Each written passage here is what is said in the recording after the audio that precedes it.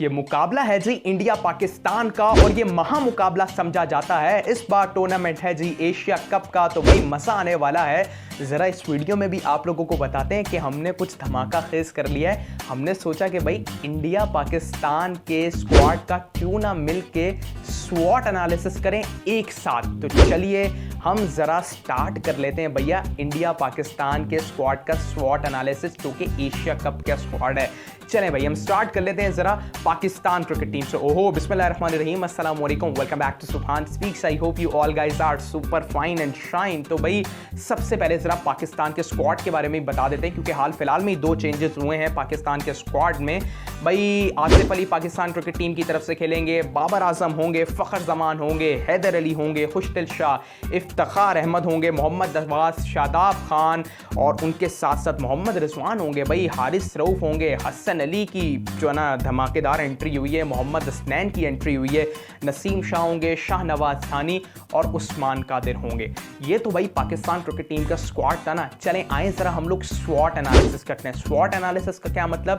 S for strength, W for weakness, O for opportunity and T for threats. तो आप लोगों को पता चल ही गया हुआ है। चलें भैया हम जरा स्वॉट एनालिसिस करते हैं पाकिस्तान क्रिकेट टीम के स्क्वाड का। चलें अच्छा जी, पाकिस्तान क्रिकेट टीम की सबसे बड़ी स्ट्रेंथ क्या है? पाकिस्तान क्रिकेट टीम की जो स्ट्रेंथ इस वक्त नजर आ रही है उसके स्क्वाड को देखकर, उनका टॉप ऑर्डर, यानी कि उनके 3 बैट्समैन इस वक्त मेरे से अगर पूछा जाए या किसी से भी पूछ लें आप लोग, तो वो बता देगा कि टॉप 3 बैट्समैन बाबर, फ़खर और रिजवान, यानी कि फायर प्लेयर हैं। तीनों ही प्लेयर बहुत कमाल हैं और अगर ये तीनों चल जाते हैं तो सामने वाली टीम को टिकने नहीं देते हैं। तो भाई इनकी सबसे बड़ी स्ट्रेंथ जो है वो ये हो गई।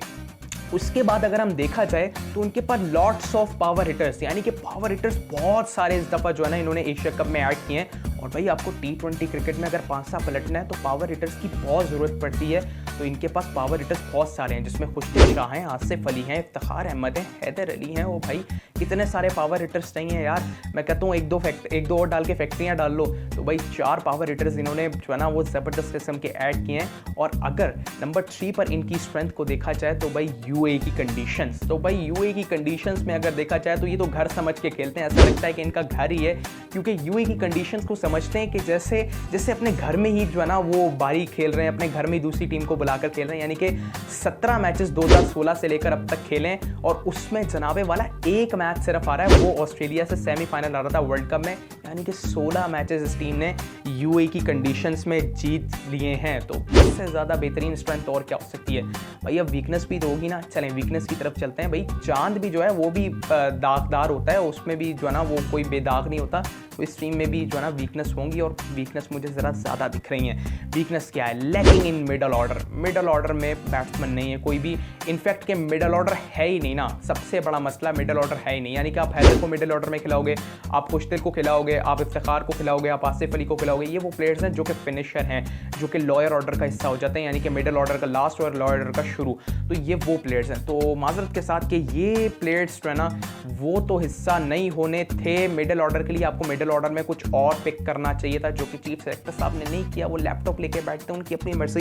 अच्छा जी, इन प्रॉपर बैट्समैन की कमी, यानी कि इन प्रॉपर बैट्समैन की कमी इस लिहाज से कि यार प्रॉपर बैट्समैन होने चाहिए थे। यानी कि 3 अगर बैट्समैन देखे जाएं तो वो ही सिर्फ प्रॉपर हैं, जिसमें बाबर आजम और फ़खर जमान और मोहम्मद रिजवान। इनफैक्ट कि अगर आप फ़खर को भी निकाल दें तो बाबर और रिजवान सिर्फ प्रॉपर बैट्समैन दिखते हैं, बाकी सारे हिटर्स टुल्लर आ जाते हैं, जो कि हर वक्त बॉल को बस उठाने की कोशिश करते हैं, हिट करने की कोशिश करते हैं। तो प्रॉपर बैट्समैन की बहुत कमी है, इसलिए हम शोएब मलिक को बहुत याद करते हैं कि वो बॉल भी करवा सकते थे, बैटिंग भी दे सकते थे और उसके साथ साथ आपको हिटिंग भी दे सकते थे। तो लेकिन आपने उनको नहीं रखा, क्या कर सकते हैं। चलें अपॉर्चुनिटीज़ की तरफ आते हैं। भाई अपॉर्चुनिटीज़ इनकी टीम के पास सबसे पहले ये है कि भाई यंग टैलेंटेड जो प्लेयर्स हैं उनकी परफॉर्मेंस, यानी कि यंग टैलेंट प्लेयर जो ना परफॉर्म करके काफ़ी आगे जा सकते हैं, बहुत ज़बरदस्त कर सकते हैं और हीरो बन सकते हैं इंडिया के खिलाफ परफॉर्म कर। यानी कि कौन कौन हो सकता है? वो नसीम शाह हो सकते हैं, मोहम्मद हसनैन हो सकते हैं, ठीक है ना। मैं चाहूँगा हसन अली को भी इसमें रखूँगा कि हसन अली भाई वैसे तो आप भी यंग ही हैं, लेकिन आप ज़रा परफॉर्म करके कम बैक करके वापस आ जाएँ, तो हसन अली को भी रख लेते हैं। वो भी हो सकते हैं, हैदर अली हो सकते हैं। तो भाई बहुत सारे ऐसे इनके पास प्लेयर्स हैं कि जो परफॉर्म करके बहुत आगे जा सकते हैं, इनफैक्ट के खुशदिल शाह भी।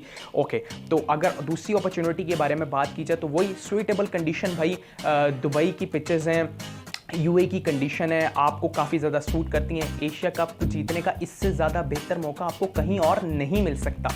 तो ये स्क्वाड आपका यहाँ पर बहुत परफॉर्म कर सकता है और अल्लाह करे कि आपका कर भी जाए, क्योंकि ये कंडीशन आपको बहुत ज़्यादा सूट करती हैं। और उसके बाद अगर बात किया जाए तो इस बार एशिया कप T20 में हो रहा है भाई। तीसरी अपॉर्चुनिटी है कि भैया एशिया कप इस बार T20 में हो रहा है, और T20 में वैसे ही आप बादशाह समझे जाते हो। आपने बहुत बार जो है ना T20 क्रिकेट खेली है और जीती भी है, तो इस बार एशिया कप भी T20 में हो रहा है। तो कुछ जोहर दिखा दो, कुछ जलवे दिखा दो, कमाल कर दो, धमाल कर दो, दुनिया को बता दो। अब ज़रा बढ़ते हैं भैया थ्रेट्स की तरफ के थ्रेट्स क्या क्या हैं। थ्रेट भाई सबसे पहला दिख रहा है शाहीन अफरीदी की इंजरी। ओहो, शाहीन अफरीदी की जो इंजरी है ना, उसने सबसे बड़ा थ्रेट दिया है भाई पाकिस्तान क्रिकेट टीम को कि भाई शाहीन अगर होते तो बहुत अच्छा और बेहतर हो सकता था, कमाल हो सकता था, धमाल हो सकता था, लेकिन शाहीन नहीं है तो बहुत ज़्यादा मसले मसाइल का शिकार है टीम। और उसके बाद ऑल एक्सपेंसिव फास्ट बॉलर, यानी कि जितने मैंने आपको फास्ट बॉलर गिनवाए हैं, जिसमें हसनैन है, हारिस रऊफ़ हैं, हसन अली हैं, नसीम शाह हैं, ये जितने फास्ट बॉलर्स हैं, शाहनवाज सानी, ये जितने फास्ट बॉलर हैं, ये सब के सब बहुत ज़्यादा एक्सपेंसिव साबित हो सकते हैं। विकेट्स ले लेते हैं, रन्स बहुत देते हैं, T20 के हिसाब से रन्स बेबहा देते हैं। हमने नसीम को देखा है उसमें PSL में, इनफैक्ट कि अभी तो डेब्यू किया उन्होंने वाइट बॉल में, लेकिन अच्छा किया है। लेकिन वही बात है ना, भारत के खिलाफ खेलते हैं तो कैसा खेलते हैं, कैसा ज़बरदस्त करते हैं। एक्सपेंसिव तो नहीं होते, हसनैन ऑलरेडी बड़े एक्सपेंसिव रहते हैं, हारिस रऊफ़ भी एक्सपेंसिव साबित होते हैं, हसन अली की फॉर्म नहीं है तो वो एक्स्ट्रा एक्सपेंसिव हैं। तो शाहनवाज दानी विकेट चटकाने की जो है ना क्वालिटी रखते हैं, लेकिन रन्स वो भी अच्छे खासे खा लेते हैं। तो इस हवाले से एक्सपेंसिव बॉलर बहुत सारे हैं, यानी कि ना लेफ्ट आर्म फास्ट बॉलर है, ना कोई इन स्विंगर आउट स्विंगर वाला कोई इतना खास बॉलर है। तो यहाँ पर भी पाकिस्तान क्रिकेट टीम को मुश्किलात का सामना है। थ्रेट है भाई पाकिस्तान के लिए सबसे बड़ा।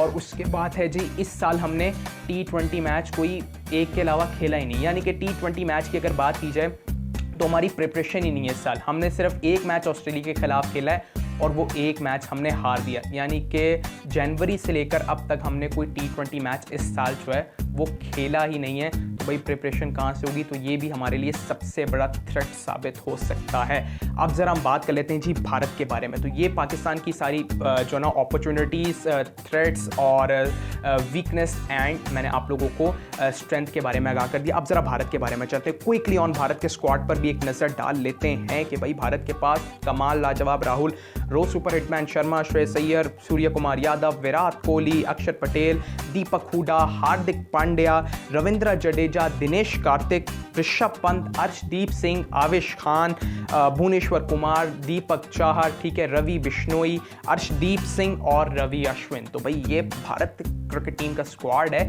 जिससे आप लोग आगाह ही हैं। चलें हम ज़रा इनका भी स्वॉट एनालिसिस करते हैं। सबसे पहले ज़रा स्ट्रेंथ की बात कर लेते हैं कि भैया भारत की स्ट्रेंथ क्या है। या टॉप क्लास बैटिंग। सबसे पहले जो इनकी स्ट्रेंथ है ना वो टॉप क्लास बैटिंग, यानी कि इस टूर्नामेंट में दिखती ही नहीं है कोई ऐसी टीम जिसके पास इतनी बैटिंग हो। यानी कि आप देख लो रोहित शर्मा, KL राहुल, विराट कोहली, ठीक है, सूर्य कुमार यादव, उसके बाद आप हार्दिक पांड्या ले लो, आप ऋषभ पंत ले लो, दिनेश कार्तिक ले लो, रविंद्र जडेजा ले लो। यार कितने बैट्समैन है भाई, फैक्ट्री लगा रखी है। एशिया कप में पूरी फैक्ट्री चुक के ले आए कि भाई हमने पूरी फैक्ट्री उतारनी है दूसरी टीम के अगेंस्ट। तो भाई बैटिंग तो कमाल है, बैटिंग के लिए इनके आसपास कोई भटकता भी नहीं है। अच्छा जी, आगे अगर बात की जाए तो भाई इनके पास डिफरेंट वैराइटीज़ हैं भाई स्पिनर्स की। अब आप डिफरेंट वैराइटीज़ कौन कौन सी है भाई इनके पास स्पिनर्स की, वो भी मैं आप लोगों को बता देता हूँ कि इनके पास स्पिनर्स देखें, यूसी चहल है इनके पास, ठीक है ना, इनके पास रवि बिश्नोई हैं, ठीक है ना। और आप ये देखें कि ये स्पिनर्स इनके पास अच्छे हैं और दुबई की कंडीशंस में स्पिनिंग जो डिपार्टमेंट है वो काफ़ी ज़्यादा यूज़ होने वाला डिपार्टमेंट है। तो यहाँ पर इनके पास जो स्पिनर्स मौजूद हैं ये बहुत ज़्यादा ज़बरदस्त हैं और अच्छा हैं और अच्छे कर सकते हैं। दीपक हुडा है फिर इनके पास ऑफ स्पिनर। तो मेरे ख्याल से ये जो उनके स्पिनर्स हैं ये काफ़ी ज़्यादा अच्छा कर सकते हैं और उनके पास अच्छा एक डिपार्टमेंट जो है ना स्पिनिंग के तौर पर मौजूद है। और उसके बाद अगर बात की जाए ना भारत की, तो भाई इनकी स्ट्रेंथ है भाई चैंपियन कैप्टन रोज सुपर हिटमैन शर्मा। यानी कि मैं IPL की परफॉर्मेंसेस पे वैसे भी बिलीव नहीं करता। अगर चैंपियन कैप्टन देखा जाए तो जो लास्ट 2018 का हुआ था यार 50 ओवर्स का एशिया कप, जिसमें भारतीय क्रिकेट टीम के कैप्टन थे, चैंपियन बना डाला भाई भारतीय क्रिकेट टीम को रोज सुपर हिट शर्मा ने। तो भाई इस बार भी वही कप्तानी करेंगे। हो सकता है कि भाई इंडिया टीम एक बार फिर से एशिया कप ले जाए, क्योंकि जीतने का आदी है भाई एशिया कप। इंडिया बहुत बार एशिया कप जो है ना वो जीत चुका है, ये आपको भी पता है। अब वीकनेस इस टीम में भी बहुत सारी हैं, वो बता देता हूँ। सबसे पहली वीकनेस इनएक्सपीरियंस बॉलिंग ठप है, इनएक्सपीरियंस बॉलिंग है, यानी कि बॉलिंग दिखती ही नहीं है। जिस तरह पाकिस्तान का मिडिल ऑर्डर नहीं दिखता, इनकी बॉलिंग नहीं दिखती। तो इनएक्सपीरियंस बॉलिंग है। तो बॉलिंग के हवाले से तो आप कुछ कह ही नहीं सकते हो, क्योंकि विकेट टेकर भी इनके पास बहुत कम हैं। भुवी के अलावा, चहल के अलावा और कोई इनके पास ऑप्शन मौजूद नहीं है, और पेसर तो दिखता ही कोई नहीं है ना, तो इस हवाले से तो आप बात कर ही नहीं सकते हो, ठीक है ना। और उसके बाद अगर बात की जाए इनकी दूसरी वीकनेस की, तो कोहली की फॉर्म बहुत ज़्यादा आउट है। कोहली का बल्ला बहुत खामोश है। द किंग कोहली अभी बहुत ज़्यादा खामोशी से जो है ना वो दुनिया में एक अपना अलग ही लेवल बनाए हुए हैं, ठीक है ना। लेकिन हो सकता है कि वो फॉर्म में आ जाएं। कोहली साहब की फॉर्म जो है ना इंडिया के लिए सबसे बड़ी वीकनेस उनकी साबित हो सकती है, क्योंकि कोहली जब तक फॉर्म में नहीं आएंगे, इंडिया फॉर्म में नहीं पिक कर पाएगी अपने आप को। तो भैया अगर आगे बात की जाए तो इनकी प्लेयर्स की इनकन्सिस्टेंसी, यार देखें ये चीज़ है, इसमें इनकी प्लेयर्स की इनकन्सिस्टेंसी इस लिहाज से हो सकती है कि मैंने देखा है कोई एक परफॉर्म कर जाता दूसरा नहीं करता, दूसरा कर जाता तीसरा नहीं करता, यानी कि प्लेयर्स जो है ना एक रो में नहीं आ रहे, कंसिस्टेंट परफॉर्मर्स नहीं आ रहे।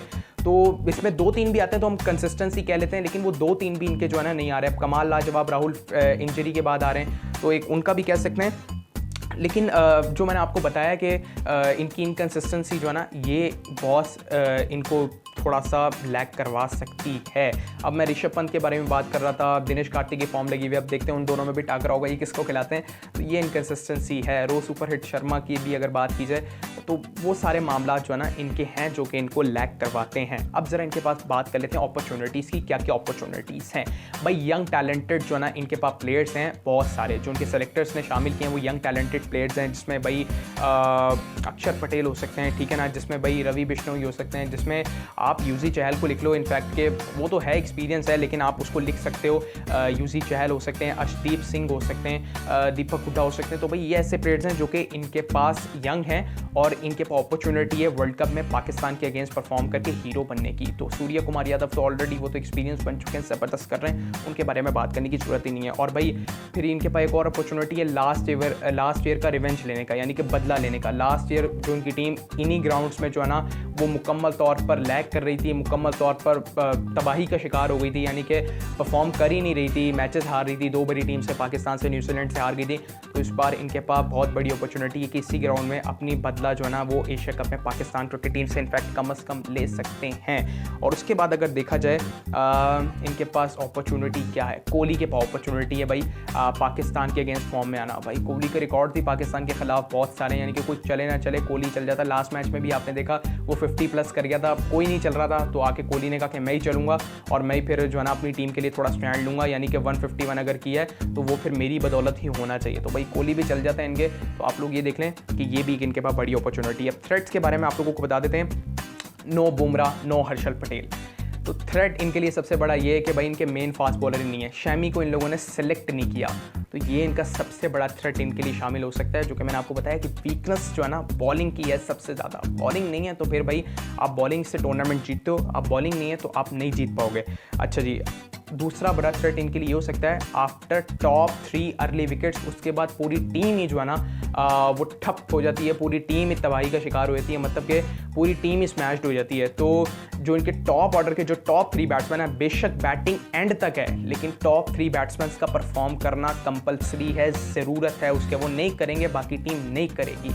यानी कि बैटिंग है, स्ट्रेंथ है, टॉप 3 जो है वो बड़े टूर्नामेंट्स में जहाँ तक हमने देखा है वो यही है, जब तक टॉप 3 नहीं करते दूसरे वाले भी जो है वो नहीं करते। इनफैक्ट रोहित शर्मा कह भी चुके थे कि भाई हमने इन चीज़ों से आगे निकल चुके हैं, लेकिन मुश्किल है, अभी भी वो चीज़ें सामने जो है ना वो रहती ही रहती हैं। तो इनके टॉप 3 का परफॉर्म करना बहुत ज़्यादा ज़रूरी है। और ज़रा हम लास्ट में अगर बात की जाए इनकी, तो नो पेसर, इनके पास पेसर कोई है ही नहीं ना यार, मतलब कि पाकिस्तान के पास पेसर की एक फैक्ट्री लगी हुई है इस वक्त, इनके पास बैटिंग की फैक्ट्री लगी हुई है, लेकिन ना हमारे पास उतने प्रॉपर बैट्समैन नहीं है, इनके पास उतने प्रॉपर जो है ना वो पेसर नहीं है। तो ये वाली चीज़ है जो है ना इंडिया के लिए थ्रेट साबित हो सकती हैं। यानी कि जो सबसे बड़ी जो मुझे पाकिस्तान में जो पाकिस्तान की स्ट्रेंथ लगी है वो पाकिस्तान का टॉप 3। पाकिस्तान की जो सबसे बड़ी जो मुझे वीकनेस नज़र आई है वो ये आई है भैया कि Pakistan cricket team middle order में लैग कर रही है। अपॉर्चुनिटी जो पाकिस्तान क्रिकेट टीम की सबसे ज़्यादा बड़ी नज़र आई है वो ये आई है कि यंग टैलेंटेड परफॉर्मेंसेस, ठीक है, थ्रेट्स, शाइन की इंजरी। और इंडिया की अगर देखा जाए तो टॉप क्लास बैटिंग स्ट्रेंथ है, ठीक है ना, वीकनेस